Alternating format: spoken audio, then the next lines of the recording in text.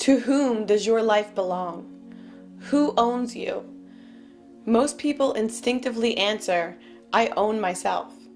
But most people don't actually believe that. What does it mean to own something? It means that you and you alone have the right to decide what is done with that thing. What is yours you can use, you can trade, you can give away, you can destroy. So what does it mean to say you own yourself? It means that you and you alone have the right to decide what is done with your body and your mind, with your time and your energy.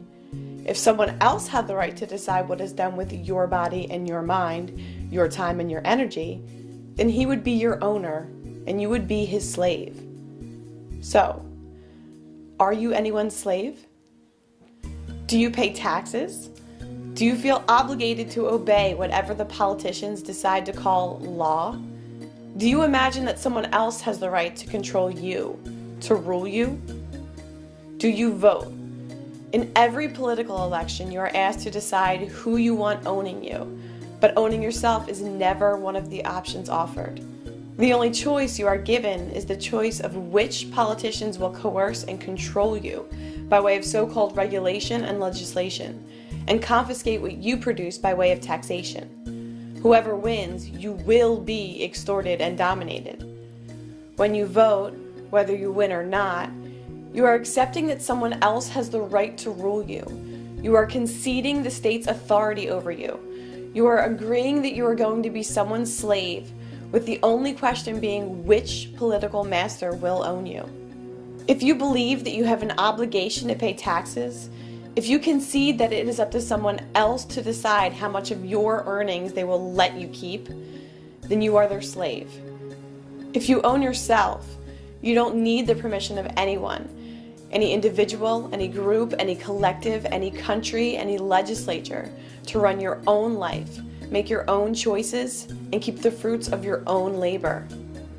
As long as the politicians see you voting, petitioning, protesting, and campaigning, begging for tax cuts, whining for different legislation, as long as they see you timidly obeying whatever commands they issue while begging them to change their so-called laws, then they know that they own you in mind and body.